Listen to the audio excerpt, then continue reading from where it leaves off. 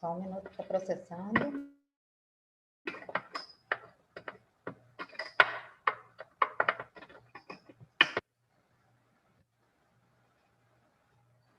Rosânia?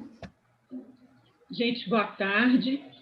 Gostaria de, em nome da Fundação João Pinheiro, dar as boas-vindas a todas e todos e dizer que para nós é um prazer estarmos aqui em parceria com o CONEPI, celebrando o Dia da Consciência Negra, né? A gente quer que essa iniciativa possa proporcionar aí uma reflexão, mas, além dessa reflexão, também difundir ações para que a nossa sociedade possa ser uma sociedade de oportunidades iguais e uma sociedade antirracista para todos. Né? Gostaria de passar a palavra, então, agora para Mirela Vasconcelos, subsecretária de Direitos Humanos e administradora pública. Obrigada, Rosânia. Boa tarde a todas e todos. Eu queria manifestar a minha extrema felicidade de estar aqui no dia de hoje, nesse espaço da Fundação, que faz parte da minha trajetória profissional e da minha trajetória mais importante, que é a trajetória de vida.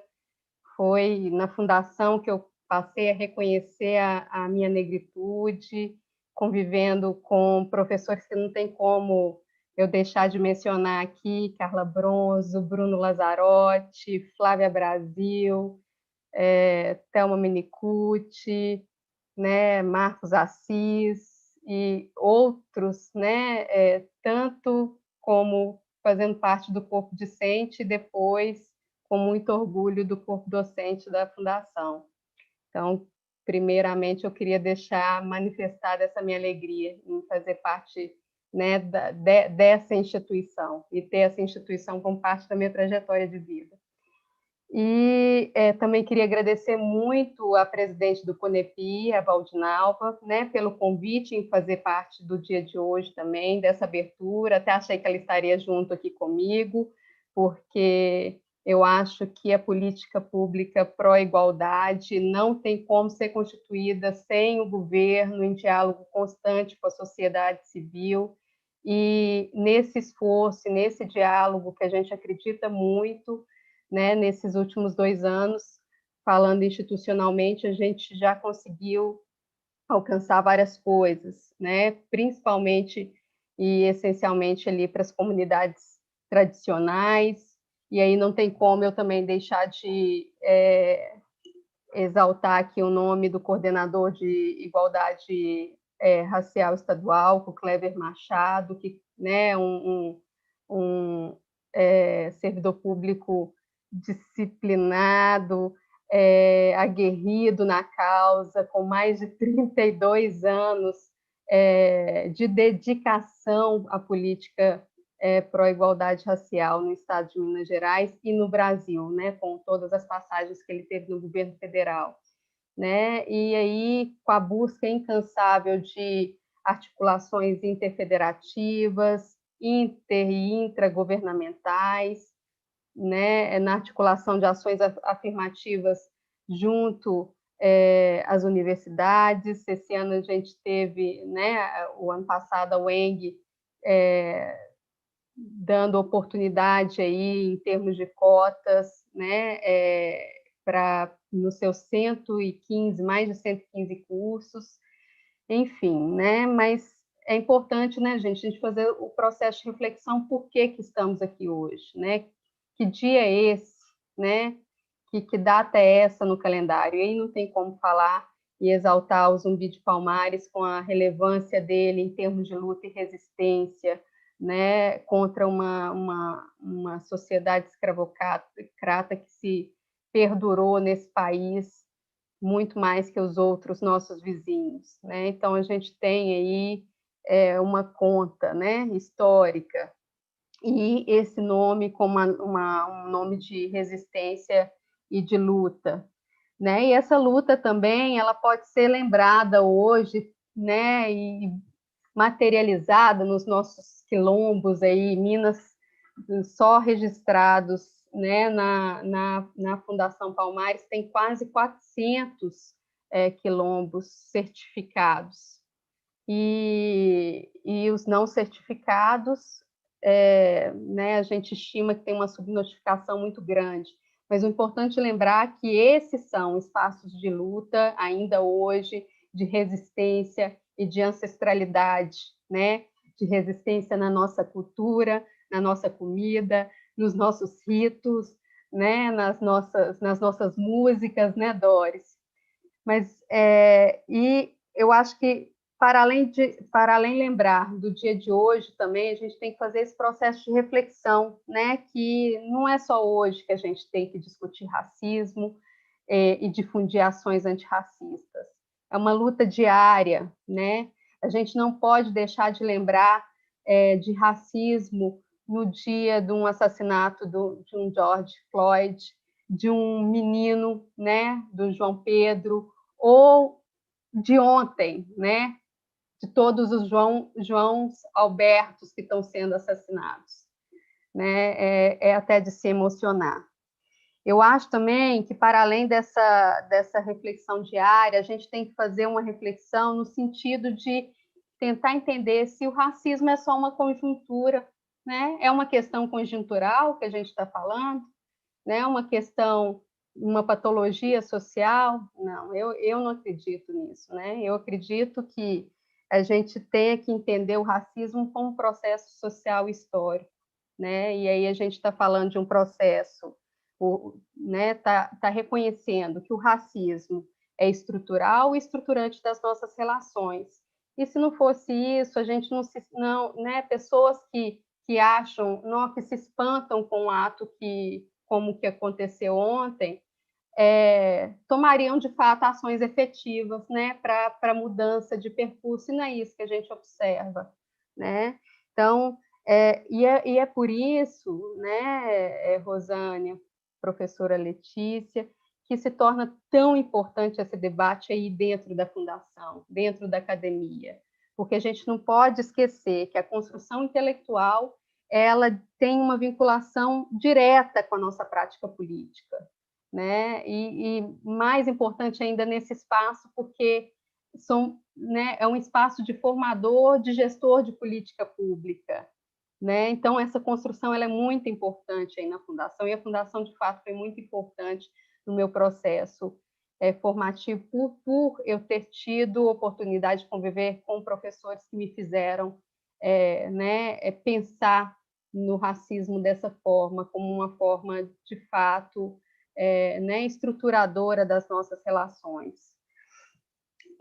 Mas mais importante do que a gente ter a consciência, de fato, é uma coisa que você falou de início, Rosânia, tornar essa consciência uma ação concreta, né? Uma ação que vai permear o nosso dia a dia em termos práticos, né? Isso não é fácil, né? É um processo, é um processo de construção, né? Eu considero que a gente teve enormes avanços, né, nesse processo, avanços concretos, né, a democratização, a história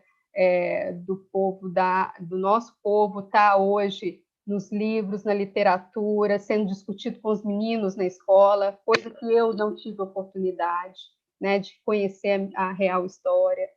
Né? A gente tem ações afirmativas de diversas formas, isso tudo um processo de construção, e eu acho que é isso. Né? E aí, eu gostaria de fazer, já saindo desse local institucional que me colocou, né, enquanto subsecretária de Direitos Humanos, eu quero deixar esse local agora e de fato, falar aqui como Mirela cidadã e permear, né, eu acho, fazer algumas provocações para os colegas que me seguirão depois dessa abertura, né? E aí eu tenho algumas provocações, sabe? Hoje é dia 20, também Dia Mundial do Pobre. E quem que são os nossos pobres, né? Quem são o nosso povo de rua, né? Será que o racismo estrutural não explica isso? Né? Pensar no racismo estrutural não explica isso? Olha, para vocês verem, depois da promulgação da Lei Maria da Penha, a gente tem uma redução dos crimes violentos contra as mulheres brancas, mas a gente não enxerga isso ainda contra as mulheres negras. O que explica isso, né? A não ser uma condição estrutural? Quando a gente assiste uma sessão plenária da Câmara, né? Embora esse ano a gente tenha observado aí que 53% dos candidatos se declararam negros, né? Mas quando a gente assiste uma sessão da Câmara, a gente vê, né? Tem esses 53% representados. O que explica isso, né? Aí eu vou utilizar o meu próprio exemplo aí dentro do CESAP, né? Eu sou de uma turma de CESAP que tínhamos 4 negros, numa turma de 40, né? Eu estudei a minha vida quase toda em colégio privado. Isso é oportunidade ou é capacidade, né? Quais são os processos históricos e sociais que fazem com que as pessoas negras possam ter ou não ter acesso a certos espaços, ocupar ou não certas posições? A gente não tem que se refletir sobre isso? Eu acho que tem. Nós temos que refletir sobre isso, porque senão a gente não vai saber nem quais, nem como lutar pelos nossos direitos, tá? E aí eu agradeço novamente à Fundação, ao CONEPI por me dar esse espaço, né? Eu acho que para construir essa política é esse diálogo que a gente tem que fazer, academia, sociedade civil, governo. E eu gostaria de passar a palavra, então, para me despedir de todos e passar a palavra para a Doris. Obrigada, gente.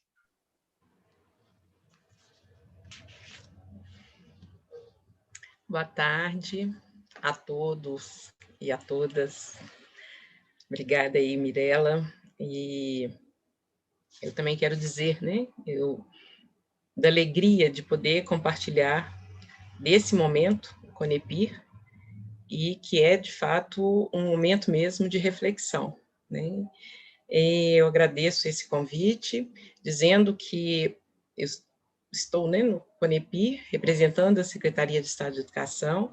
Estou como suplente, Yara Viana é a titular, e sempre estamos nesse processo mesmo, né, de reflexão, de discussão, querendo entender e pensar possibilidades para combater tudo isso. Então, para hoje, eu vou apresentar para todos que estão nos assistindo a proposta do Samba que Educa, a proposta pedagógica do Cantando a História de Samba, que eu sou autora, que tem como objetivos valorizar, preservar a história social e musical do samba. É um programa de estudos da cultura afro-brasileira que contribui para a formação de educadores, pesquisadores e entidades afins, e uma das possibilidades para a efetivação da Lei 10.639, de 2003, que é a obrigatoriedade da história e cultura afro-brasileira nos currículos, né? Então, o samba, ele é um mecanismo para a desconstrução do mito da democracia racial. Foi através do samba que eu consegui afirmar minha identidade.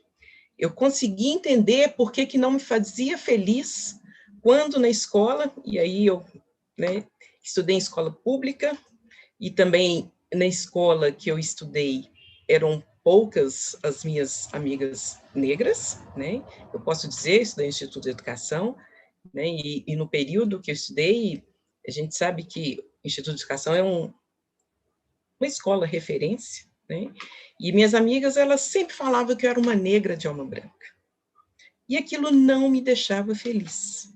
Mas eu também não tinha resposta para essas questões. Eu não conhecia as políticas públicas, né? E ficava tentando entender o que queria dizer tudo isso, né? E também, até na década de 70, nos elevadores, tinha uma placa que dizia, e aí você falou da questão da emoção, né, Mirella? Que dizia que animais e serviçais deveriam ter acesso pelo elevador de serviço. Então, quando eu ouvi um samba de Jorge Aragão, eu comecei a entender por que a expressão pejorativa, inadequada, negra de alma branca, não me fazia feliz. Quando eu escutei esse samba de Jorge Aragão, eu comecei a entender por que essa questão do elevador era algo tão forte e presente. Para que vocês possam entender a letra um pouquinho e essas expressões, eu vou cantar esse samba. Elevador é quase um templo, exemplo para minar teu sono. Sai desse compromisso, não vai no desserviço. Se o social tem dono, não vai. Quem cede a vez não quer vitória. Somos herança da memória. Temos a cor da noite, filhos de toda sorte, fato real da nossa história. Se preto de alma branca para você é o exemplo da dignidade, não nos ajuda, só nos faz sofrer, nem resgata nossa identidade. Se preto de alma branca para você é o exemplo da dignidade, não nos ajuda, só nos faz sofrer, nem resgata nossa identidade. Samba de Jorge Aragão, Identidade. Quando eu escutei esse samba, eu passei a pesquisar a história do samba, a história dos compositores, das compositoras. E com esse samba e tantos outros, eu tive resposta dos porquês de, no dia a dia, ser tão discriminada.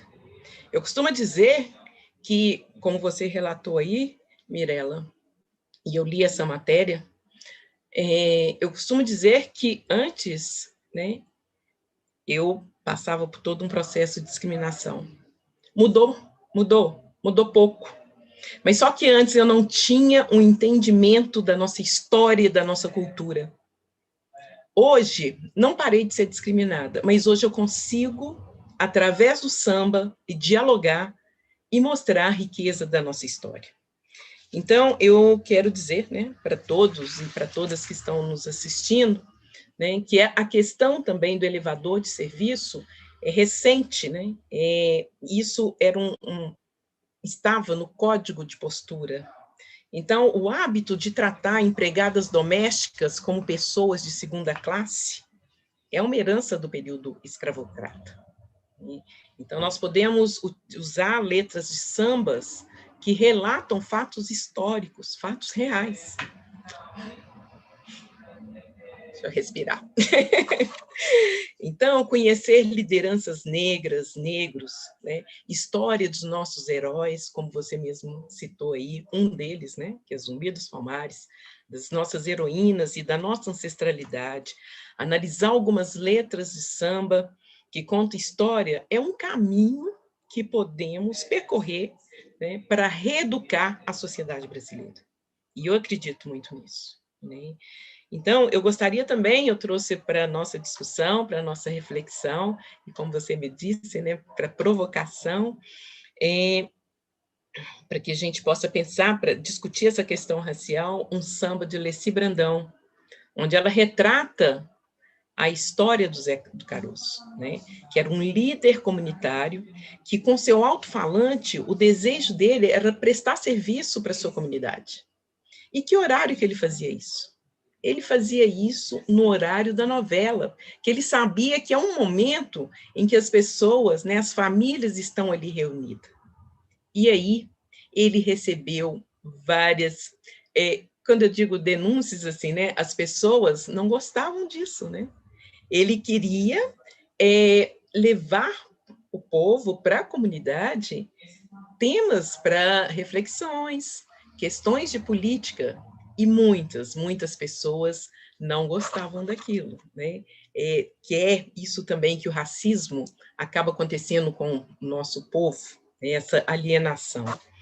E aí, o samba que Leci Brandão compôs, e que também ela teve muita dificuldade para gravar, porque as gravadoras, né, não queriam, né, porque é um samba de denúncia.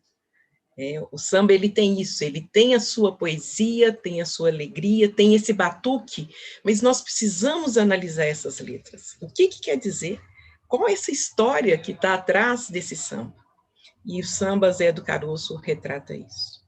No serviço de alto-falante do Morro do Pau da Bandeira, quem avisa é o Zé do Caroço, amanhã vai fazer alvoroço, alertando a favela inteira. Ai, como eu queria que fosse em Mangueira, que existisse outro Zé do Caroço, para dizer de uma vez para esse moço, carnaval não esse colosso, nossa escola é raiz, é madeira, mas é o Morro do Pau da Bandeira, de uma Vila Isabel verdadeira, que o Zé do Caroço trabalha, que o Zé do Caroço batalha e que malha o preço da feira. E na hora que a televisão brasileira destrói, nossa gente, com a sua novela, é que o Zé põe a boca no mundo, ele faz um discurso profundo, ele quer ver o bem da favela. Está nascendo um novo líder no Morro do Pau da Bandeira. Está nascendo um novo líder no Morro do Pau da Bandeira. No Morro do Pau da Bandeira. Então, qual é a história da Leci Brandão? Mulher negra, compositora, né? Hoje ela também está como deputada estadual em São Paulo. Será que os nossos estudantes, né? Porque a proposta do Cantando História de Samba é trabalhar principalmente com os professores, né? Sugerindo sambas, né, e discutindo essas situações para que possam trabalhar com nossos estudantes. Será que nossos estudantes conhecem Leci Brandão? Né? Será que eles sabem a história do Zé do Caroço? Né? O que isso pode refletir na vida desses nossos estudantes? Precisamos de referências positivas para que possamos fortalecer e poder contar, cada um contar a sua história.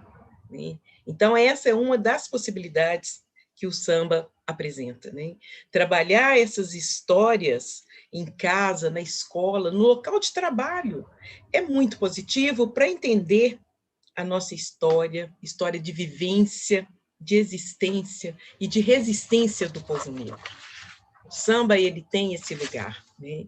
Nós temos um outro samba, e eu trouxe também para todos nós podermos analisar, Sorriso Negro, que é um samba dos compositores, né? Jorge Portela, Jair Carvalho, foi gravado pela compositora e cantora Dona Ivone Lara. É um clássico também do samba, né? Que expressa de forma positiva as características do negro. Quando eu estou dizendo de reeducar, eu quero que vocês prestem atenção nessa letra. Um sorriso negro, um abraço negro, traz felicidade. Negro sem emprego, fica sem sossego. Negra é a raiz da liberdade. Negro é uma cor de respeito. Negro é inspiração. Negro é silêncio, é luto. Negro é a solidão. Negro que já foi escravo. Negro é a voz da verdade. Negro é destino, é amor. Negro também é saudade, um sorriso negro.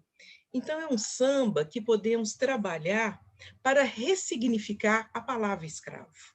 Né? Esse samba foi escrito em um outro momento, numa outra época, o negro trazido do continente africano não era escravo. Ele nasceu livre e foi escravizado. Então, trabalhar isso com nossos estudantes, né? Entender que hoje nós precisamos dizer e entender que o nosso povo foi escravizado, né? Nós vamos encontrar muitos sambas com essas expressões. Por isso que eu estou dizendo da questão da reeducação. Por isso que eu estou dizendo de um samba que educa. Né? Então, devíamos substituir a palavra escravo pela palavra escravizado, né? Vamos parar de cantar esse samba? Não, mas vamos contextualizar, né? Vamos usar dessas estruturas que, né, nós temos, o primeiro samba gravado foi em 1917, era um outro contexto, como você mesmo disse, Mirella, muitas coisas avançaram sim, né? Nós não vamos negar isso, precisamos continuar com esse avanço, muitas coisas avançaram, mas precisamos ainda de muitas ações e políticas públicas nesse sentido, né? O termo escravizado, ele deve ser utilizado para fazer referência às populações que foram submetidas ao trabalho forçado, né, por um determinado período do tempo. O vocábulo escravo, ele conduz ao sentido de naturalização e de acomodação psicológica e social frente à escravidão. Então, o samba, ele traz uma alegria, né? Ou ainda podemos abstrair que ele expressa uma alegria, uma vontade de viver para além das mazelas do sofrimento que marcou a vida do povo negro. Eu costumo dizer que eu acho o samba, né, ele tem todo esse batuque, mas quando a gente analisa as letras, é um lamento muito grande. Né? Ele traduz mesmo um sentimento de dor. É dor, né? É muita dor que vem ali naquelas letras, né? E que às vezes a gente não percebe e se perde porque a gente vai pela questão do batuque. Né? Então, conhecer a história do povo negro, sua cultura, é um percurso para reeducar a sociedade. E aí eu vou ampliar, né? Porque aqui eu estou dizendo só do samba. Mas olha as possibilidades que nós temos em relação à literatura, por exemplo, né? A religião de matriz africana. Então, são muitas possibilidades para que nós possamos reeducar a nossa sociedade. E aí, a data de hoje, o Dia da Consciência Negra, é uma data de luta. Né? E como você também disse, é minha ideia, é uma data, tá, ela é uma data de reflexão, nós precisamos trabalhar isso no dia a dia. Né? Pode até ser que esse dia, que vamos lá, olha, a partir de agora, né, até novembro do ano que vem, você precisa, né, vamos dizer para os nossos professores, para quem está nos assistindo, no dia a dia, com essas nossas falas, o que você pode fazer no dia a dia para que chegar no próximo 20, você falar, olha, eu fiz essas ações e consegui perceber essas transformações. Né? Então, por isso que é, de fato, um dia de luta, que é uma data marcada, né, pela morte de Zumbi dos Palmares. E nós temos o samba Kizomba, a Festa da Raça, que vem prestar essa homenagem a esse líder. Né? E aí pensar quantos líderes, né, que nós temos. Nossos estudantes conhecem isso? Né? Quais são as heroínas que nós podemos sentar e pensar que construíram, que possam contar a nossa história? A nossa história vem muito da questão da oralidade. Como que é isso? Nossos estudantes sabem disso? Eles orgulham dessa história? Eles conhecem para que possam reforçar a sua identidade? Então, você fez as provocações, eu vou também continuar fazendo, né? E esse samba, Kizomba, Festa da Raça, ele vem prestar essa homenagem, e é num samba que, em sala de aula, quando trabalho com os professores, a gente consegue trabalhar todas as matérias.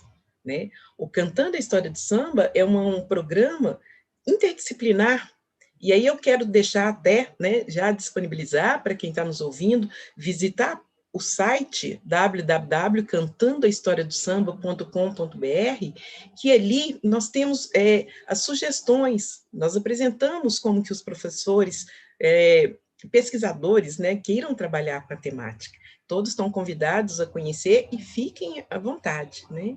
Então, esse samba, ele homenageia, né, esse líder, fala da dança, ele fala da questão da religiosidade. Valeu, Zumbi, o grito forte dos palmares, que correu terra, céus e mares, influenciando a abolição. Zumbi valeu, hoje a vila é que zomba, é batuque, canto e dança, jongo e maracatu. Vem menininha pra dançar o caxambu, vem menininha pra dançar o caxambu. Oh, oh, oh, oh, oh, negamina, Anastácia não deixou se escravizar.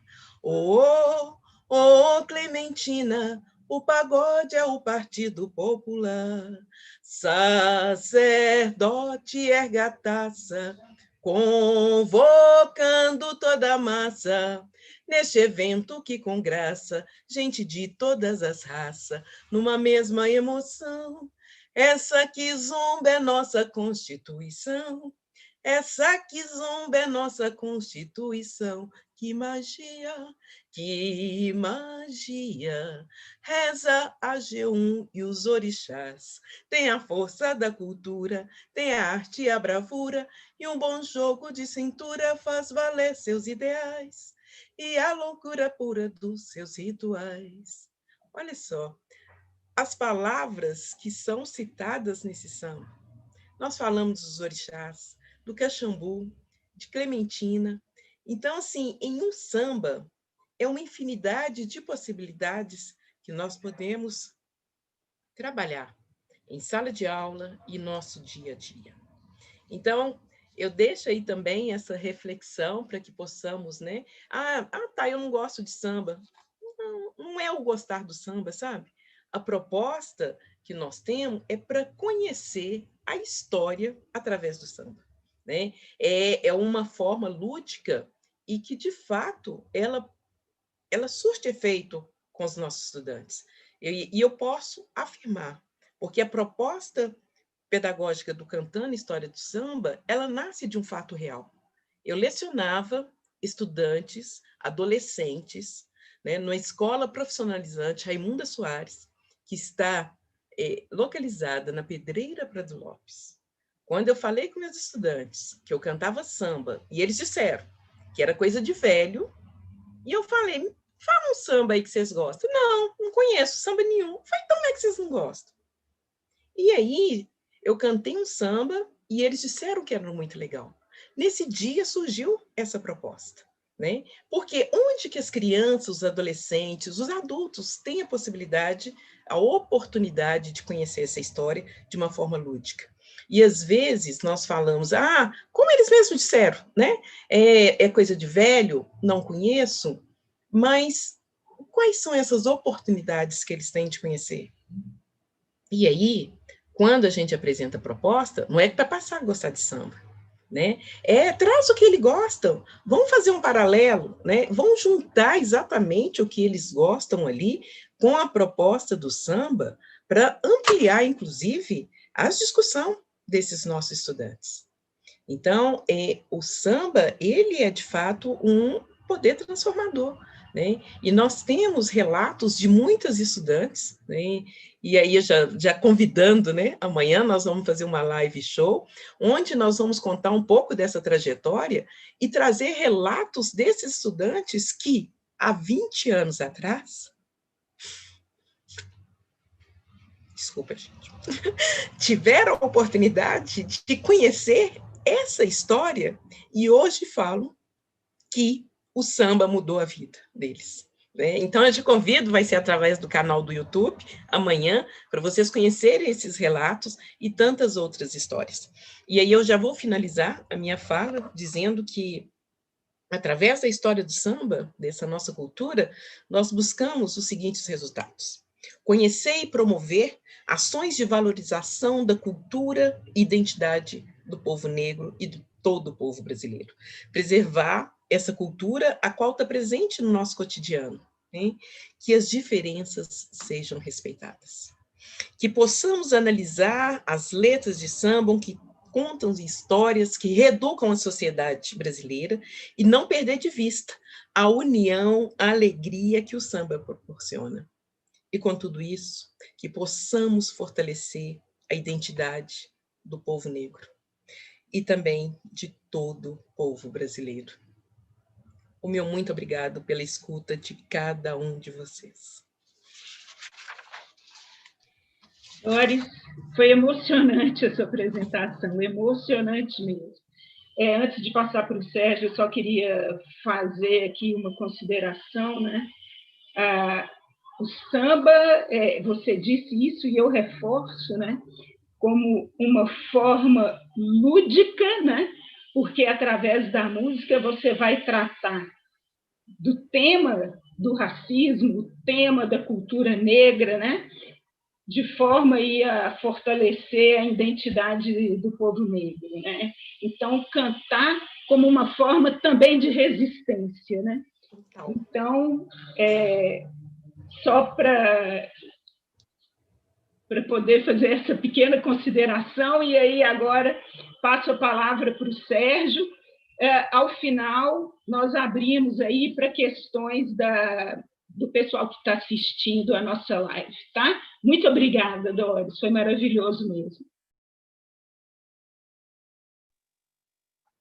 Bom, boa tarde a todos, a todas e todos, né? Rosânia, Mirella, Euselina, Doris, vou ficar no...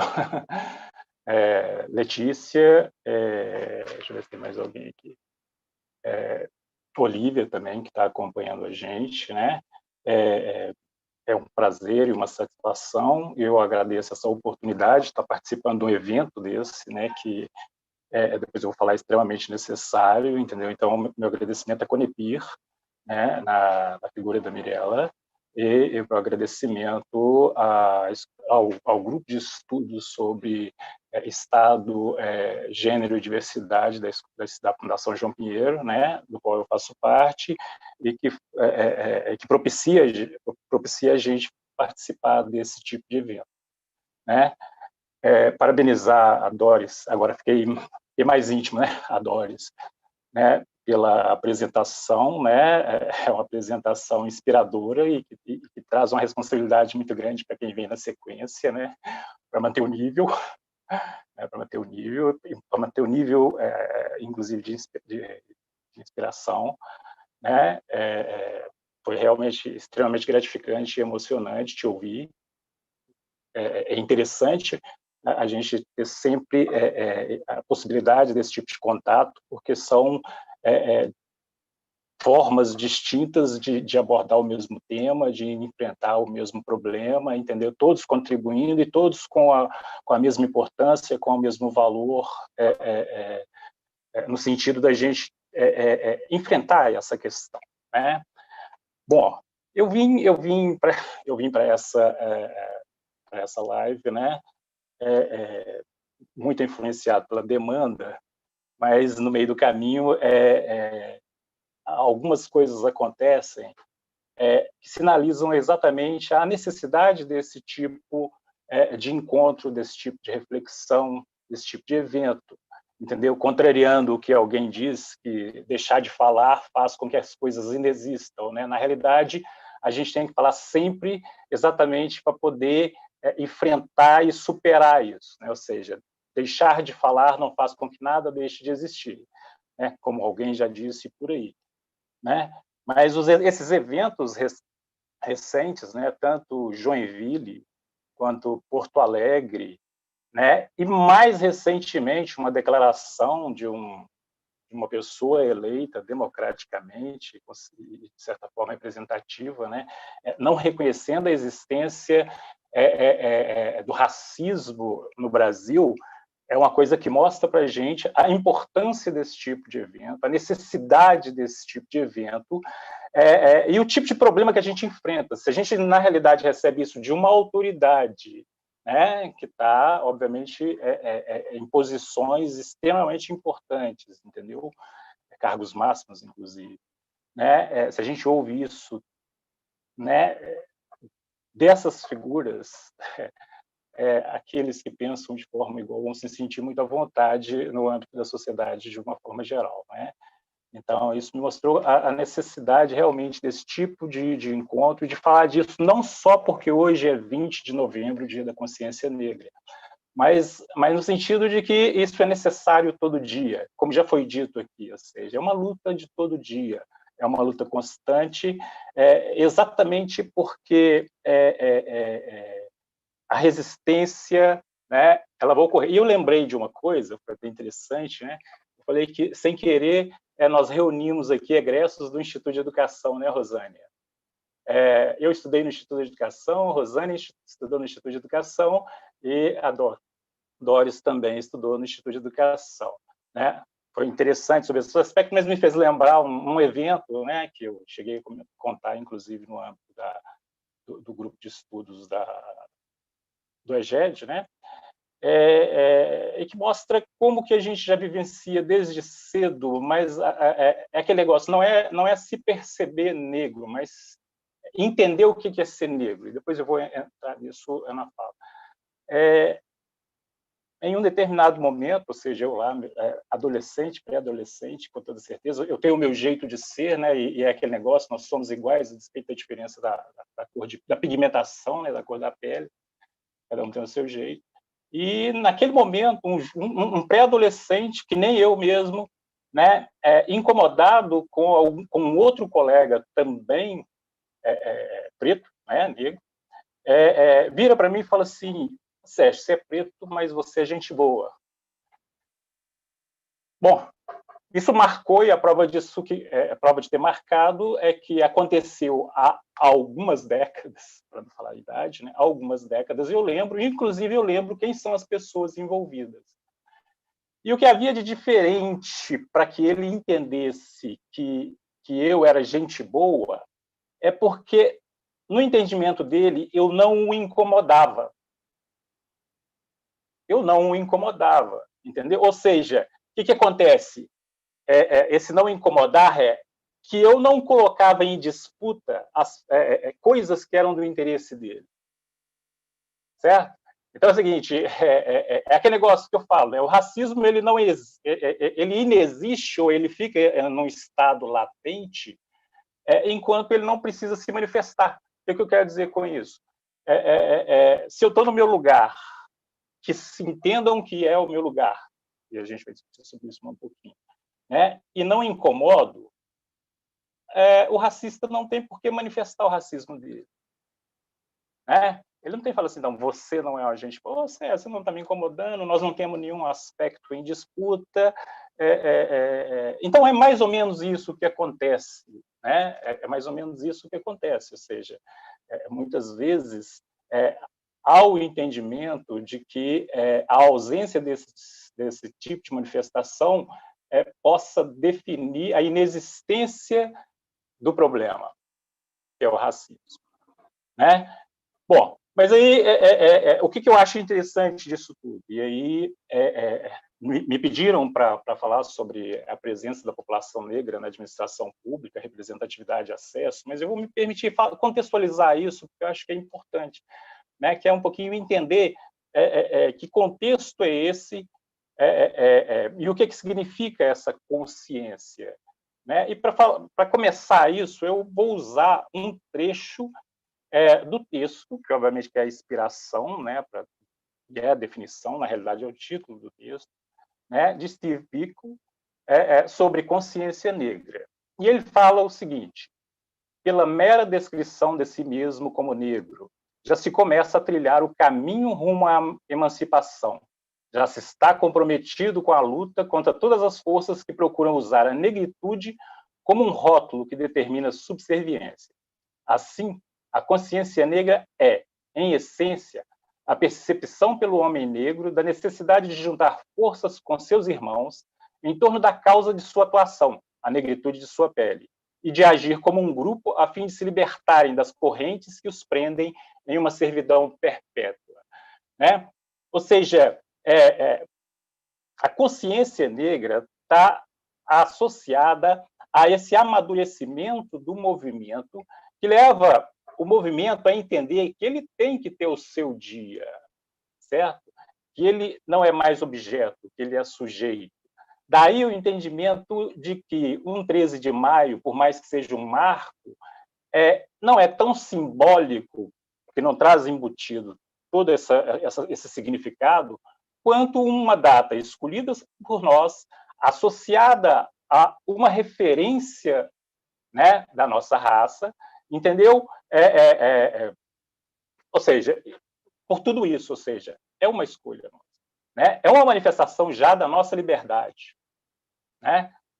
Da nossa liberdade, né? E essa consciência, ela tem a ver, né? E é interessante o momento em que isso ocorre, né? Ou seja, idos da década de 70, ainda em pleno regime militar, mas já com um conjunto de transformações em âmbito mundial no que diz respeito à valorização da negritude, né, e à emancipação de determinadas sociedades, né, o Dia da Consciência vai ter a ver com esse momento de inflexão, que é um processo de politização da população negra, né? Ou seja, como diria Sueli Carneiro, é um patamar diferente da simples compreensão e vivência cotidiana do racismo. Então, nós não compartilhamos mais só certos atributos, mas a gente entende o que isso implica em termos de uma mobilização conjunta no sentido da superação de um estado de coisas, no sentido da superação do racismo, né? É um processo de decolonização, é um processo de recusa, é um processo de afirmação, né? Então, o que a consciência negra produz, né? Ela produz pessoas negras de verdade que não vão se considerar, né? E já vão se perceber como muito mais que isso, mas elas já não vão se considerar como meros apêndices da sociedade branca, entendeu? Sentindo que ela tem muito mais do que ser um objeto, se tornar um sujeito, né?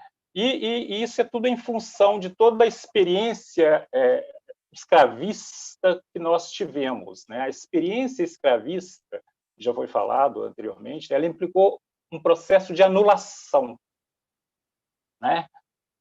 A experiência escravista, ou seja, pré-abolição, é um processo de anulação. Eu reputo que a abolição é um ato de abandono. A abolição é um ato de abandono, entendeu? No sentido de que éramos coisas, né? Ou éramos vistos como coisas e fomos descartados. Fomos descartados. A prova disso é que não existe qualquer tipo de política imediata, né, de inclusão, né? E o pós-abolição vai ser exatamente um processo absoluto de exclusão, né? Vai ser um processo absolutamente excludente, né? Em que a gente vai ver persistir o quê? No âmbito da sociedade e por parte do próprio Estado, né? Persistir a discriminação, o desrespeito e a desigualdade, né? Aos negros, a partir daí, quando muito, vão ser reservados espaços de subalternidade, mas, de uma forma geral, é a negação de acesso a um conjunto de serviços e a um conjunto de direitos, ou seja, não éramos vistos como, e não só, em alguma medida, podemos afirmar que não somos, né, vistos como cidadãos, né? Então, durante esses 132 anos, e aí eu amplio isso porque eu acho que toda a experiência escravista tem que ser incluída, o racismo submeteu o negro a formas de exclusão civil, política, social e econômica, dimensões da cidadania, né? E isso leva e isso implica um processo de inferiorização de toda uma população. E a gente, na realidade, tem que trabalhar contra isso durante um bom tempo. Por isso que eu falo que leva algum tempo para essa consciência aflorar, né? Porque houve uma tentativa de desconstrução de toda uma identidade, de toda uma cultura. E a partir de um determinado momento, né, em que a liberdade ocorre, né, você começa do zero. E eu brinco e falo que sequer começamos do zero, nós começamos do quadrante negativo dessa desse contexto, entendeu? A gente não estava no ponto 00, a gente estava no ponto menos, em algum ponto menos. E a gente tem que reconstruir. E aí é por isso que a gente entende por que esse processo de construção dessa consciência, esse reerguer, leva tanto tempo. Porque a gente pergunta isso, né? São 132 anos, se a gente colocar 70, né, a década de 70, um pouquinho menos e tal, mas é muito tempo. Mas é exatamente isso que a gente tem que levar em consideração. A gente tem que reconstruir tudo. Ou seja, e quando eu falo reconstruir, isso não significa que a gente perdeu qualquer ligação com o passado, com a história. E aí é outro aspecto extremamente interessante que mostra o nível de resistência, que é exatamente ter conseguido, a despeito desses 300, 400 anos de anulação, ter conseguido preservar muita coisa, porque, na realidade, nós preservamos, entendeu? E essa preservação, inclusive, é o que manteve a gente, nós, que nos deu força, né? Que nos manteve unidos de alguma forma. Né? E o que acontece é que nós estamos num momento, né? E a gente vai ver reações em função disso, que nós estamos naquela situação que eu vou usar também, ou seja, de uma assunção orgulhosa da negritude, em que a gente está naquela situação, e eu vou usar a citação de Jean Paul Sartre, que é o seguinte: a gente já não está olhando para baixo, a vista já não está baixa, entendeu? Nós estamos olhando na mesma altura, e isso incomoda, e isso vai trazer reação, entendeu? Então, Sartre, né, em alguns momentos atribuíam a outro autor, mas ele fala: o que vocês esperavam que aconteceria quando tirassem a mordaça que tapava essas bocas pretas, essas bocas negras? Esperavam que elas lhes lançassem louvores? Essas cabeças que seus avós e seus pais haviam dobrado à força até o chão? O que esperavam? Que se reerguessem a adoração nos olhos? Entendeu? Então, o que está acontecendo? Nós realmente chegamos no momento em que nós estamos buscando, tentando, estamos tratando, na medida do possível, em pé de igualdade. O problema não somos nós. O problema não somos nós. Nós não somos racistas. Entendeu? Reforçar a raça, reforçar a negritude é uma atitude necessária para que a gente consiga essa condição mínima de igualdade, entendeu? Isso que a gente fala de ações afirmativas no sentido de estar compensando, ou seja, essa não é uma maratona que exista um grupo de elite, essa tem que ser uma maratona que todo mundo sai de um mesmo ponto. Só que as pessoas não entendem isso. Elas não entendem isso. Principalmente aqueles que podem entender que, por se tratar de um jogo soma-zero, à medida que alguém avança o território, isso significa que eu perco território. Só que ele não entende que essa parte do território que ele estava ocupando indevidamente não é um direito, é um privilégio. Se transformou num privilégio. Certo? Não é um direito, é um privilégio. Então, a experiência escravista, né?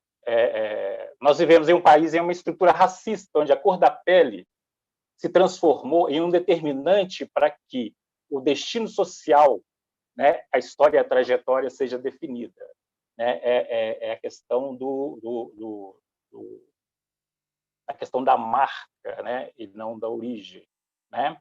Então, e, além disso, né, além da sociedade ter esse tipo de comportamento, esse tipo de reação, nós temos um Estado que não se posicionou política e ideologicamente de forma enfática, e aí a gente vai lembrar, eu vou lembrar novamente, né, a fala recente desse representante,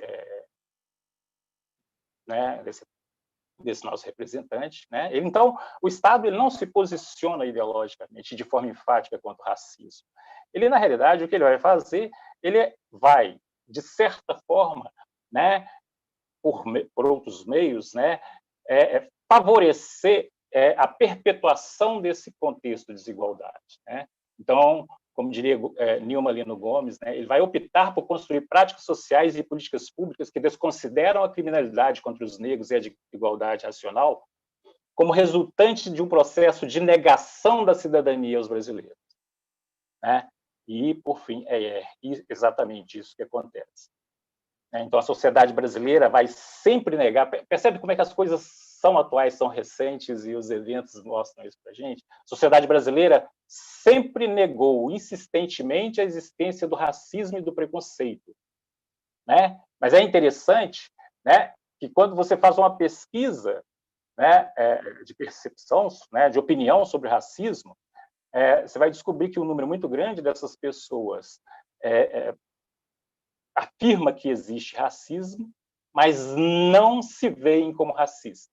Então, espera aí, como é que é uma sociedade racista sem racista, né?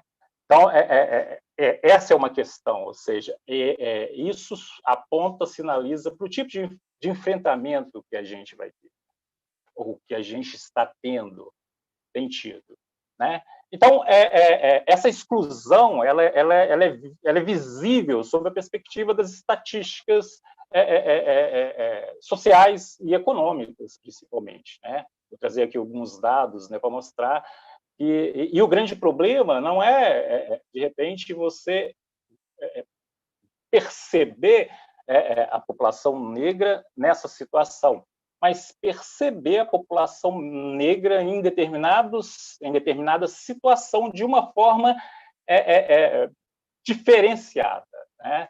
Então, isso sinaliza que existe algum tipo de problema, né? Então, pretos e pardos, né, que constituem 54,9% da força de trabalho, né, são normalmente a maioria, 64,2% de pessoas desocupadas, maioria em empregos informais, invariavelmente contra taxas bem menores que chegam até a 25%, 30% inferiores na situação dos brancos. Isso dados do IBGE.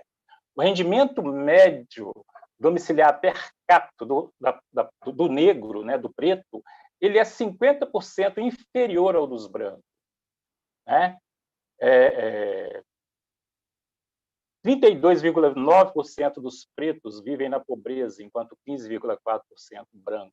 Na extrema pobreza, 8,8% negros, quanto 3,5%. Então, as estatísticas vão sempre sinalizar que existe que a situação é extremamente complicada, né?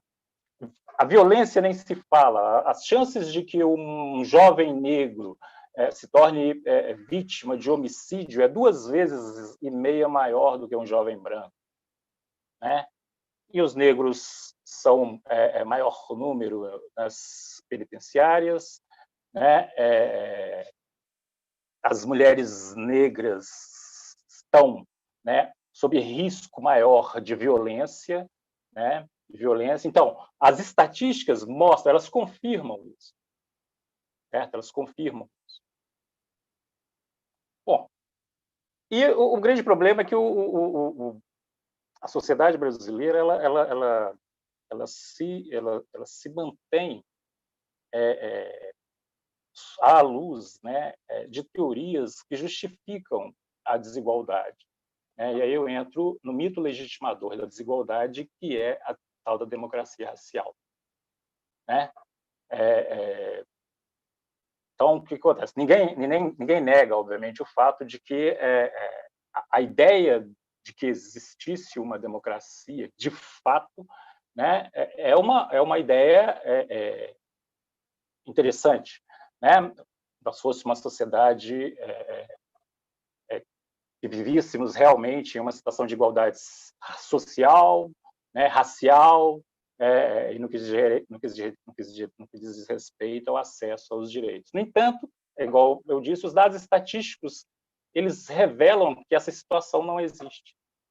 Os dados estatísticos eles revelam que essa situação da democracia racial, né, e, obviamente, adjetivando essa democracia para além disso, ela não existe de fato, né? O que acontece é que, ao longo do seu processo histórico, político, social, apesar de toda a violência do racismo, construiu-se ideologicamente um discurso que narra a existência dessa narrativa. E, obviamente, que essa ideia, junto com outros aspectos, ela pode confundir os menos atentos, né? E ele é um tipo de discurso que consegue desviar o olhar da população e do próprio Estado das atrocidades cometidas contra africanos escravizados no Brasil e seus descendentes. Certo? Então, o mito da democracia pode ser compreendido, eu vou usar aqui uma expressão da Nilma Lino Gomes, como uma corrente ideológica que pretende negar a desigualdade racial entre brancos e negros como fruto do racismo, afirmando que existe entre esses dois grupos raciais uma situação de igualdade de oportunidades e tratamento. Esse mito pretende, de um lado, negar a discriminação racial contra os negros no Brasil e, de outro, perpetuar estereótipos. Então, ela consegue fazer isso, perpetuar estereótipos, preconceitos e discriminações construídos sobre esse grupo racial. Né? E, assim como na sociedade, no Estado também, ou seja, no serviço público. Então, o Estado, como parte dessa sociedade, ele também absorve, e aí eu entro no tema da minha apresentação, que é a participação, ou a presença da população negra no serviço público, né, e representatividade. Né? Então, em um estudo realizado pelo IPEA, foi revelado que 47,4% dos servidores são negros. No entanto, e aí é interessante isso, talvez esse dado por si só, de forma sucinta, não diga muita coisa, né?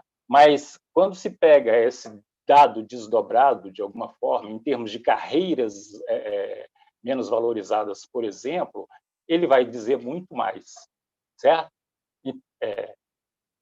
Além disso, né, na diplomacia, por exemplo, a gente já está apontando aqui alguma diferenciação nesse sentido, né? Na diplomacia, o total de servidores negros corresponde a 5,9% contra 94%. Então, o que acontece? Em alguns espaços de maior privilégio, né, de maior prestígio, né, a presença do negro ela é rarefeita, entendeu? Ela é extrema e totalmente desproporcional. E a gente vai discutir que é a questão da representatividade ou a questão da presença do negro em qualquer espaço, seja no âmbito privado ou no âmbito público, por si só não é suficiente, salvo conjugado com o conceito de proporcionalidade. Né? E outras carreiras também chamam a atenção pela desigualdade. Né? A Auditoria da Receita Federal e a Procuradoria da Fazenda Nacional, onde os negros ocupam 12,3% e 14,2% de cargos, né? Os servidores de uma forma geral, contra 87,7% e 85,5% dos brancos ou dos não negros. Né? Bom, aí eu vou entrar exatamente na apresentação de alguns dados, né? E aí eu ia pedir a Olívia para disponibilizar essa apresentação para que as pessoas possam acompanhar e, obviamente, possam até fazer a própria análise, né? De como se dá, né, a presença da população negra, né, da população de uma forma geral, segundo a cor, né, no espaço público, no serviço público. Letícia não, a Olívia. Consigo?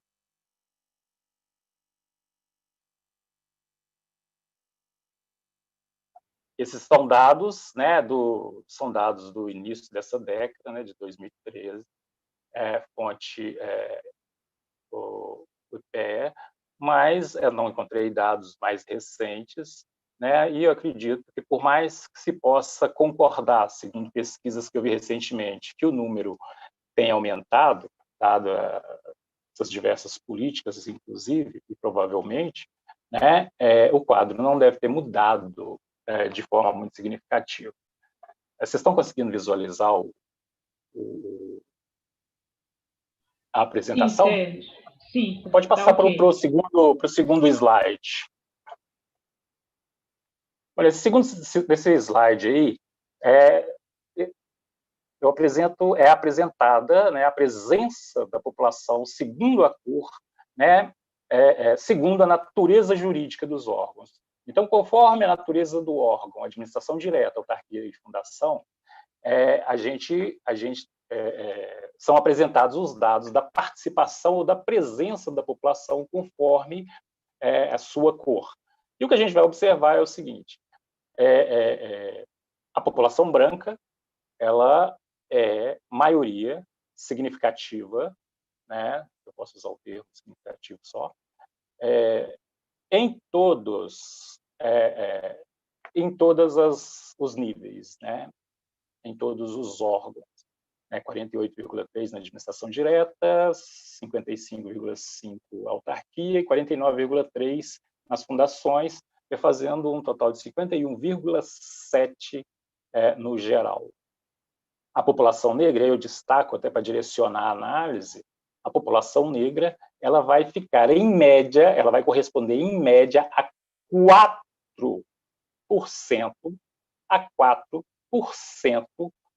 né, de ocupação, né, como é média, né, em todos os órgãos, certo? Então, a questão da proporcionalidade, né, fica visível, certo?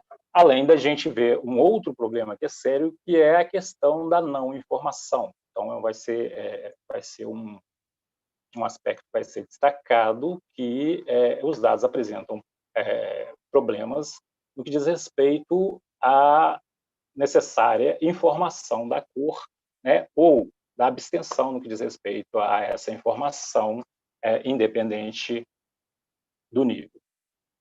No slide seguinte, nós temos a presença segundo cor e segundo a natureza do órgão, aí analisando a perspectiva da presença de cada uma das cores segundo a natureza jurídica do órgão. Então, a gente observa que a presença do negro, né, nesse sentido, ela é meio que, tirando as fundações, ela é significativa, 37,6% na administração direta e 46,6% na autarquia, sendo que nas fundações ela é superior, né? Esse é um dado que precisa ser entendido no seu desdobramento. No slide seguinte, aí eu tento trazer uma análise transversal para tentar tirar algum tipo de conclusão maior sobre o que significam as informações anteriores. E aí eu destaco também em vermelho, né, aspectos que merecem destaque para análise, seja os brancos, estão presentes 18,8% e 25,3% na administração e nas autarquias, enquanto o negro está presente em aproximadamente 1/7, né, nas fundações. Ou seja, a presença do negro, considerada essa análise, comparativamente, inclusive com relação à população branca, é muito pequena. Outro slide. Aí eu decidi apresentar alguns dados por órgãos, para a gente tentar tirar algum tipo de conclusão, né? Ou seja, tentar ampliar a análise. E a gente vai ver obviamente, eu destaquei alguns órgãos, né? Foi um critério, o critério foi tentar ser o mais representativo, né, amplo possível, né? E a gente vai observar que a presença da população negra em alguns órgãos é extremamente rarefeita. é extremamente pequena. Às vezes, em alguns casos, é inferior a 10%. Muito menos. E muito menos. Então, na presidência da República, nós temos 64 brancos contra 4 negros. Nas relações exteriores, 32 contra 1. Na Fazenda, 53 contra 3. No esporte, 59 contra 6. E na cultura, 60 contra 7. Outro slide.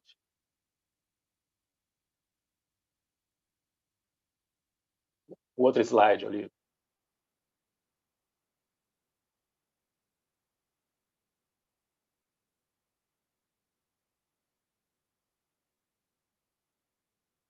Aí eu decidi trazer um dado, então a gente tem que apresentar esse dado por nível de cargo.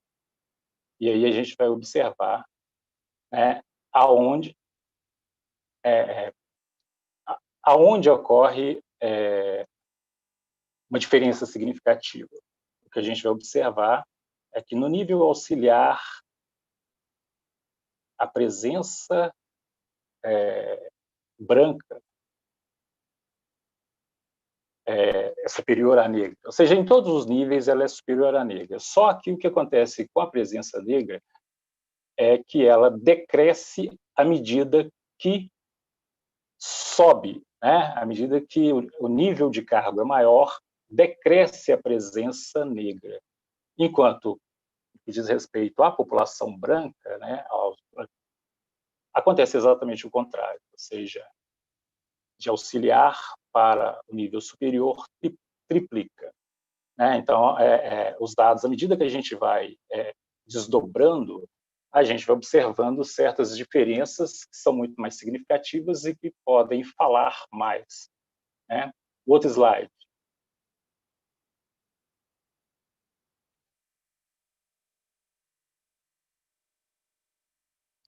Aí, dados pela DAS, né?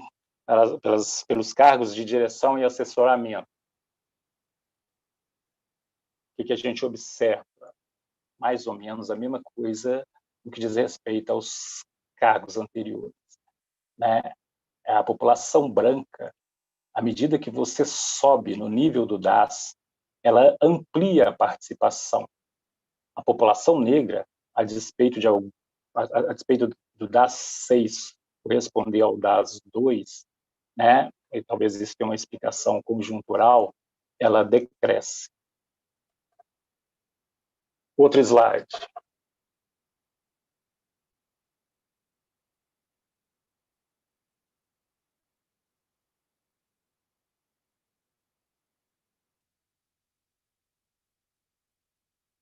Bom, aí é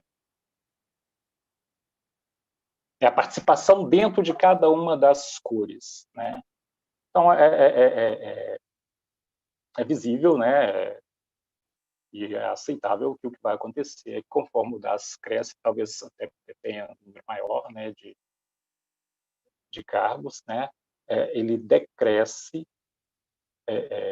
conforme você vai subindo no DAS. Então, mas sempre, obviamente, sempre com uma presença maior da população branca, né, em contraponto à população negra. E, por fim, o último slide de apresentação, são os slides mais significativos em termos de análise, né, com a ideia de uma análise transversal, ele vai mostrar a presença do todo, né, de cada uma das populações em cada um dos níveis de DAS. Certo? E o que acontece na população negra é que no DAS, comparativamente, né, no DAS 6, quase não existe presença, comparativamente, com relação à população branca. Né? Na realidade, isso, o valor 00 aí, ele é consequência das aproximações que eu trabalhei só com uma casa. Então, na realidade, esses dados... Obrigado, Olívia. Esses dados, eles mostram o quê? Esses dados mostram a forma desfavorável com que a população negra se apresenta no serviço público de uma forma geral, independente de qual seja o aspecto que seja levado em consideração em qualquer critério. Né?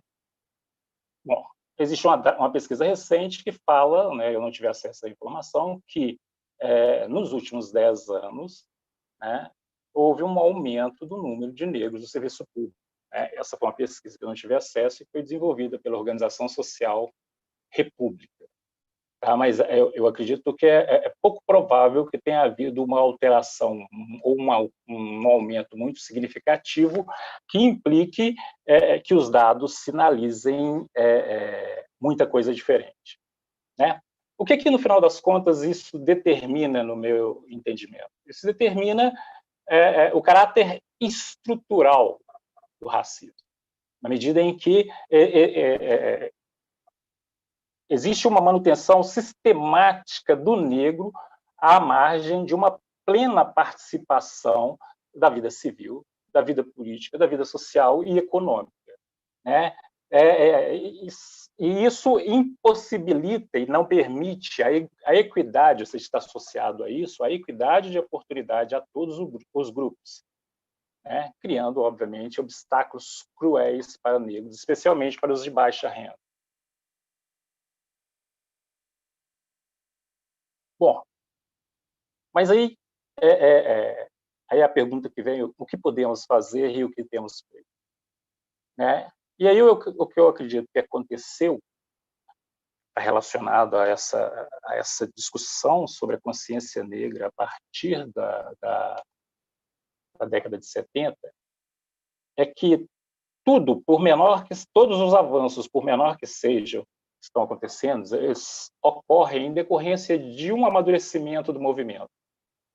Né? O movimento ele se torna consciente, ele se torna engajado. E as novas gerações, elas têm uma perspectiva diferente, elas são mais assertivas, elas, em termos da própria ou seja, porque por mais que nós ainda tenhamos problemas, existe a construção num contexto diferente que favorece, né, a valorização da negritude. Né? Então, o crescimento do movimento vai se dever, e eu concordo, por exemplo, com Sérgio Catembeiro e Muriatã Barbosa, a uma nova juventude negra decidida a não ceder. E ela é decidida a não ceder porque ela já está nesse contexto de uma outra consciência, de um outro amadurecimento. Né? E ela tem um outro entendimento e uma outra visão da estrutura racista da sociedade. Okay? E, obviamente, a gente vem observando vários avanços nesse sentido, né, que vão favorecendo o acesso, por mais que ainda não da forma satisfatória, né, com a criação de instâncias de promoção da igualdade, proteção de grupos raciais e étnicos, com a aprovação de legislações que estabelecem obrigatoriedade, ou seja, garantem reserva de vagas em cursos e concursos, e a aprovação de legislação que estabelece obrigatoriedade, que é extremamente interessante, foi mencionado pela Doris, a obrigatoriedade da temática negra nas escolas, por mais que ainda esteja aquém de uma situação ideal, mas é um avanço. Certo? Que ainda tem várias dificuldades. Né? Então, quais seriam as dificuldades, por exemplo, no que diz respeito a essa questão do ensino da cultura afro nas escolas? Né? A falta de preparo de grande parte dos professores, a falta de material didático adequado, né? E até mesmo o preconceito de muitos profissionais da área. Né? Bom, mas e quais são os desafios? Né? Bom, esse é um desafio, né? A efetiva implementação e funcionamento das instâncias e da legislação. E aspectos que podem ser problematizados, e aí talvez fosse interessante num debate, aspectos como a questão da afroconveniência, né? E essa é uma questão muito recente em função do processo eleitoral, né? Que é, sob esse aspecto, um desafio significativo, que está relacionado à questão do colorismo e à questão do tokenismo. Então, esses são 3 aspectos que eu vou trazer na sequência, entendendo isso como desafios para a população negra, né? Então, mesmo, o primeiro aspecto é a questão da afroconveniência, né? Que é um aspecto que ganha evidência, né?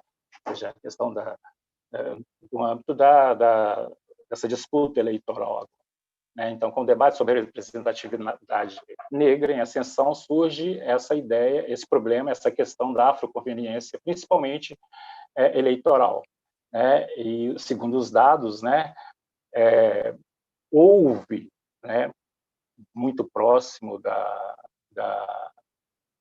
do pleito, né, uma alteração significativa da autodefinição da cor, né, pelos postulantes dos cargos eletivos, né? Ou seja, sobre a perspectiva das cotas universitárias, talvez esteja sendo trabalhado de uma melhor forma. E a ideia do colorismo. O que é o colorismo, né? Que é uma questão que precisa de um debate mais amplo, né? A estratificação baseada na cor, né? Que está relacionado muito à questão da ideia da miscigenação, do branqueamento, né?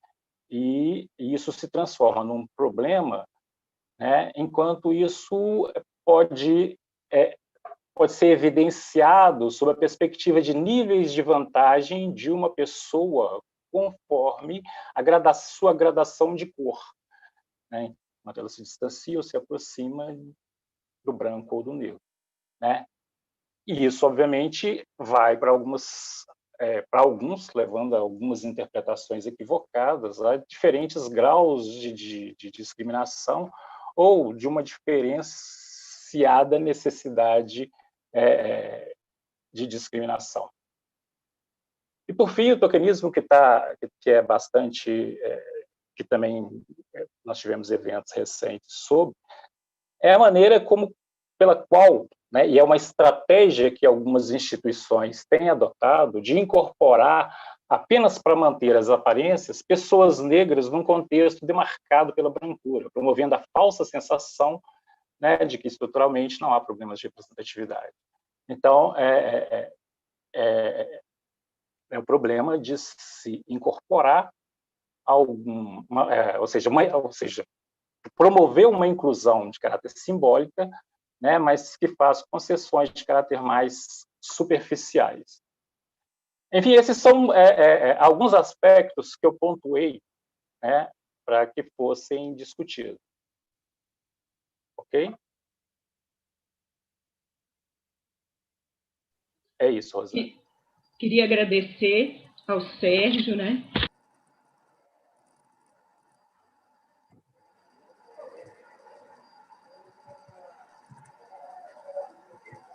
Está no mute, Rosânia.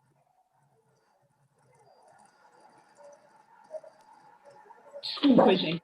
Queria agradecer a fala do Sérgio. Grandes reflexões ele nos colocou, né, a fazer essas grandes reflexões, mas quero apenas aqui, de uma forma bastante sintética, apontar a questão da participação dos negros na administração pública, né?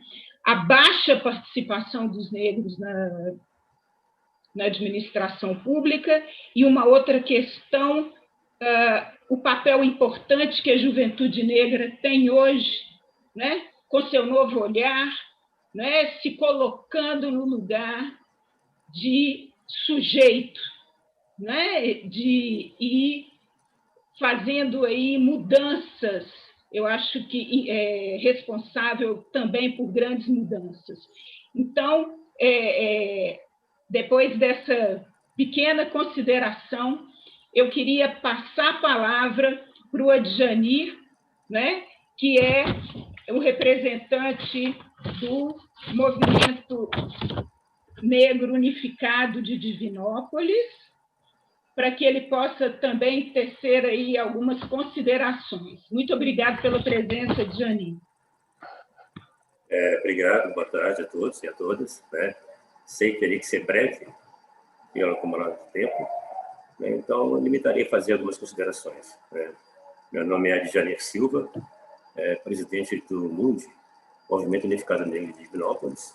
Sou também membro da mesa diretora do CANEPIR e também um bandista e membro titular do COMPIR, né, que é o Conselho Municipal de Igualdade Racial aqui em Divinópolis. Né? Aproveitando aí a esteira do Sérgio, né, vamos falar um pouco da questão do capital e trabalho, né? O mercantilismo trouxe a escravidão. E a escravidão explorou o negro, né, a exaustão. O negro deu seu sangue, suor, lágrimas e o seu corpo e não foi ressarcido de forma alguma. E nem nós, os descendentes, né, dessas pessoas escravizadas.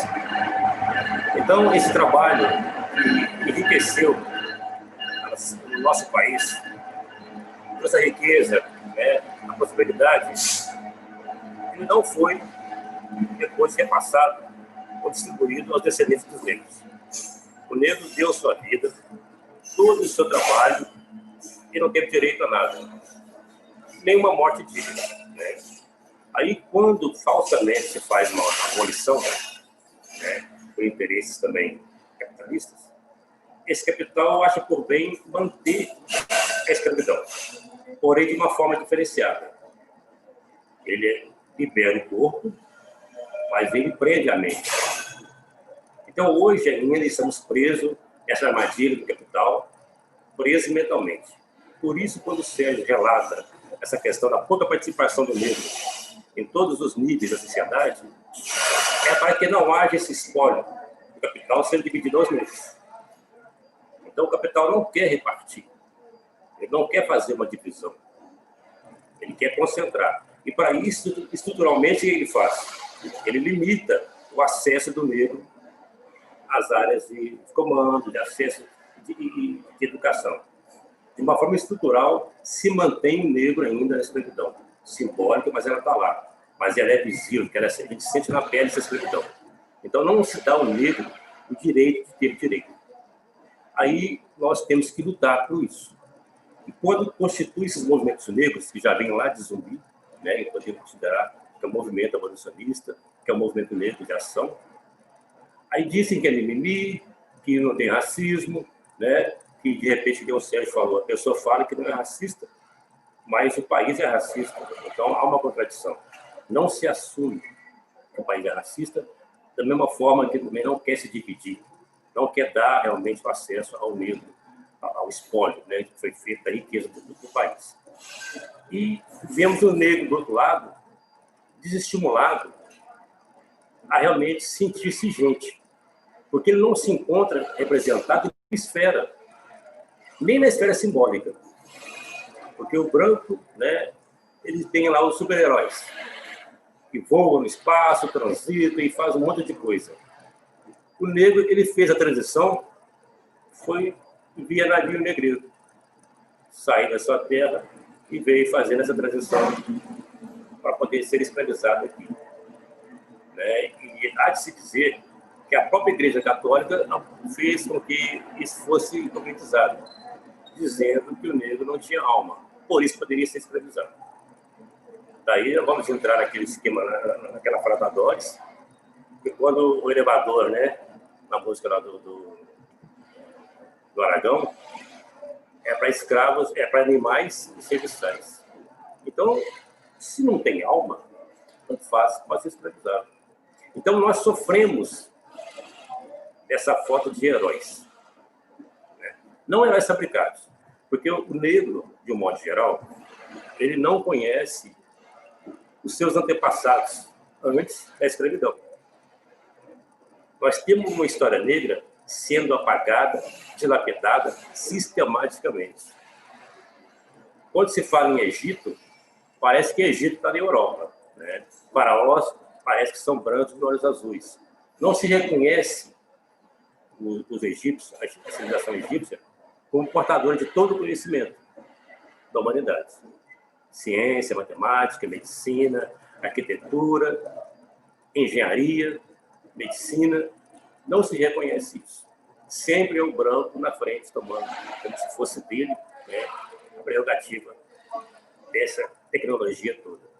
Então, o negro em si, ele se sente o quê? Como ele se vê a partir da escravidão, ele não tem referência. Daí a escola é importante construir no imaginário do negro que ele tem uma referência anterior à escravidão. Porque sempre que vamos conversar com as pessoas em palestras e trabalhos de conversa, quando você pergunta como você vê o negro antes da escravidão, assim, dá um blackout, né? Um colapso. Ninguém sabe explicar. Ninguém sabe afirmar com certeza. Mas a gente vai vendo que vem sendo apagado a memória. Para quê? Para que o negro não se sinta autor de si. Ele não tenha referências. Aí ele fica fácil de ser escravizado. Assim como foi tirado da África, trazido, misturado com várias etnias, ele tinha o dia e a noite para poder viver. Aí ele queria trabalhar e ficar ali, vivo o mais tempo possível, que desse para ele. Então, nós somos responsáveis por poder construir esse imaginário significativo para que o negro tenha condição de se imaginar e se ver estampado, né, em algum lugar, saber que ele é também representativo, ele não é só uma coisa que veio com a escravidão. Nós vemos aí grandes heróis que hoje se representam, né, aquele filme Pantera Negra, né, o Boseman, e vemos também agora o Lewis Hamilton, que assumem a causa, né, de um modo, né, quase que universal, podemos dizer assim, que vão virando referências. E as pessoas começam a se mirar nisso, né, que tem como fazer diferente. Então, encerrando aqui, porque o tempo está curto, a gente aqui na cidade trabalha já há 14 anos no movimento negro, militando, buscando os direitos, brigando, e hoje conseguimos tomar posse no Conselho Municipal, né, de Igualdade Racial. Depois de muita luta, hoje fomos empossados. Por quê? A gente ressalta isso. No 20 de novembro, na Semana da Consciência Negra, conseguimos, através de muita luta do poder público, tomar posse no dia de hoje, né, do Conselho Municipal de Igualdade Racial. Então, a luta ela é árdua. Ela é árdua. A gente não pode refrescar um minuto sequer. E estamos constantemente envolvendo o não negro na mesma luta. Porque lutar contra o racismo não é só a prerrogativa do negro. Nós temos que envolver a sociedade toda nisso. Porque enquanto houver racismo, preconceito, homofobia, machismo e toda série de mazelas da sociedade, nunca teremos uma sociedade sadia e muito menos igualitária.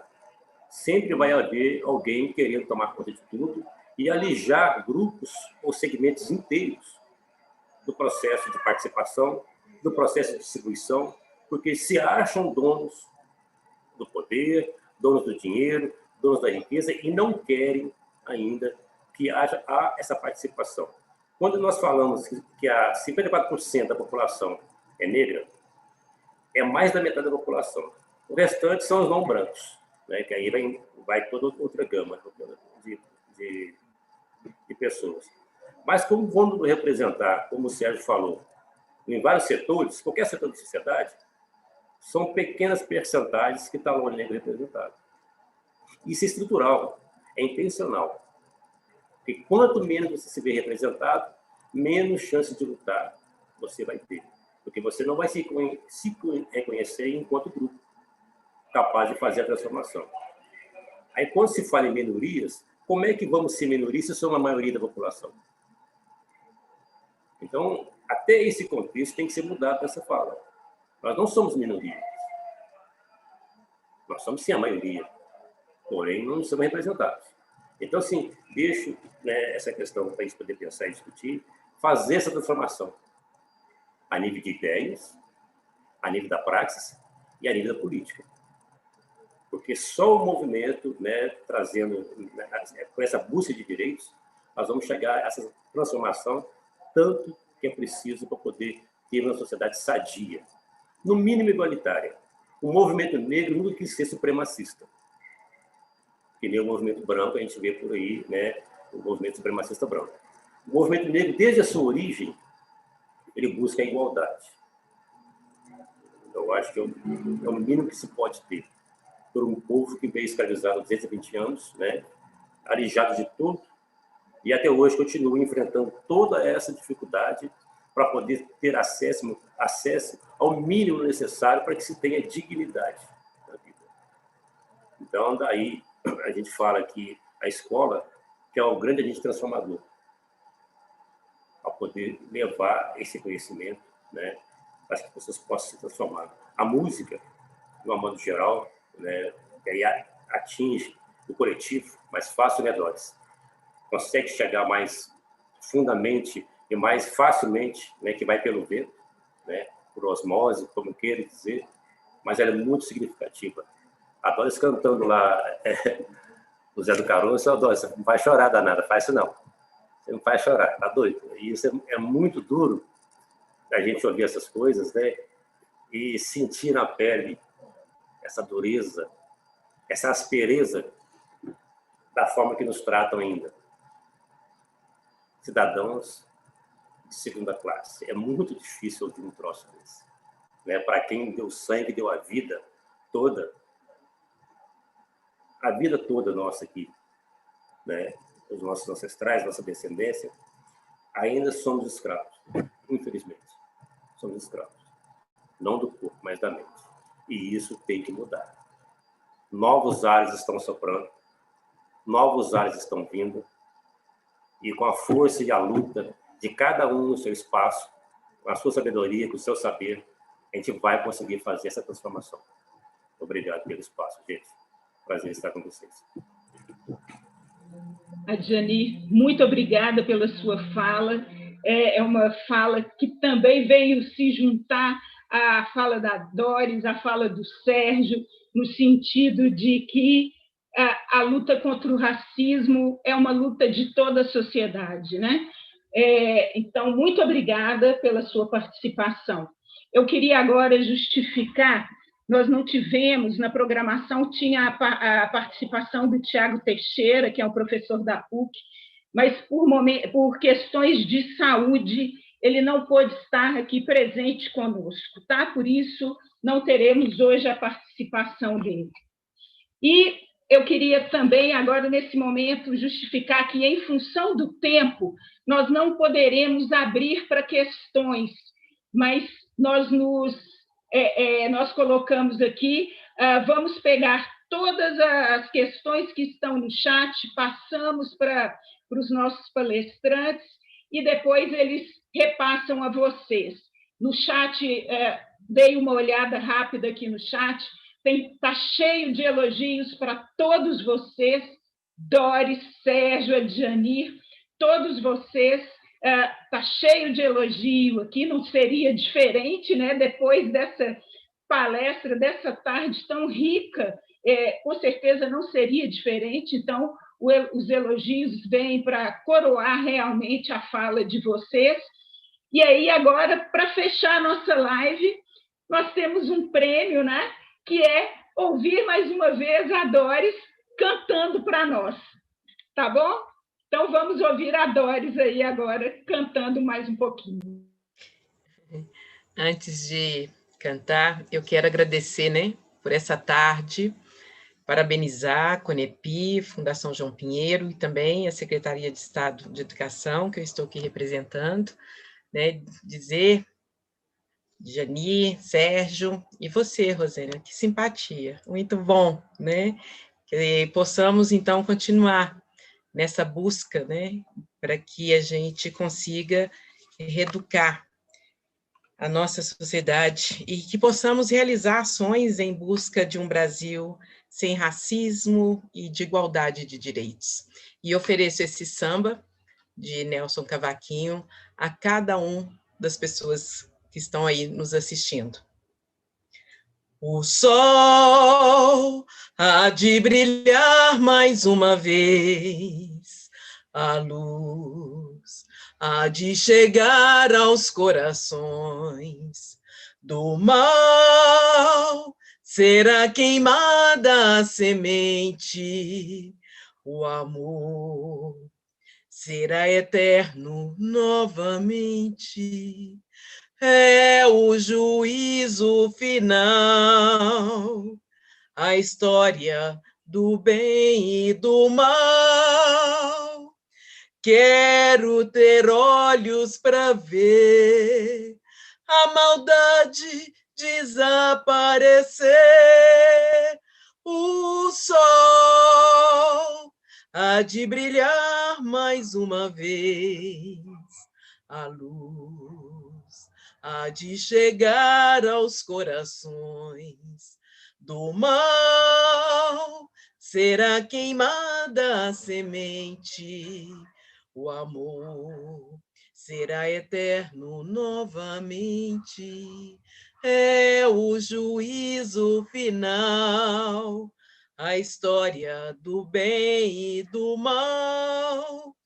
Quero ter olhos para ver a maldade desaparecer.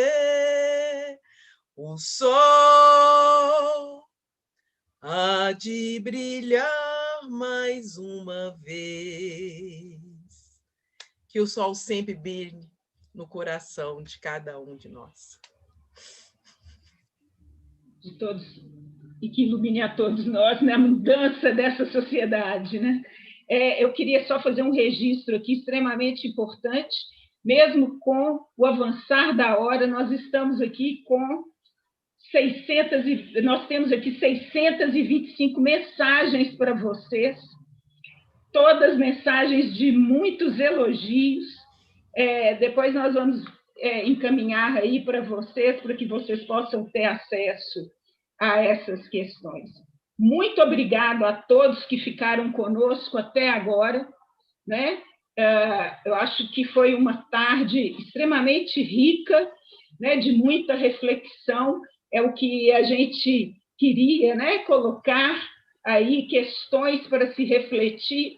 A gente fala dos avanços que já aconteceram na questão contra o racismo, mas, ao mesmo tempo, como disse a Mirella no começo, ontem tivemos, né, situações que nos mostram como que a gente ainda tem que avançar, né? Mas a luta continua, né? A resistência, temos que ser resistentes, né?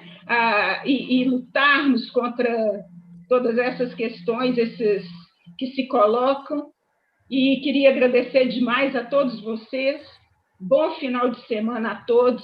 Doris, Adjanir, Sérgio, Mirella, que não pôde ficar com a gente até agora no final. Muito obrigada, e obrigada a todos vocês também que nos acompanharam no YouTube. Obrigada e até a próxima.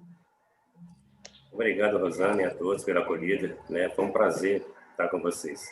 E, Doris, você me deve uma visita em minha cidade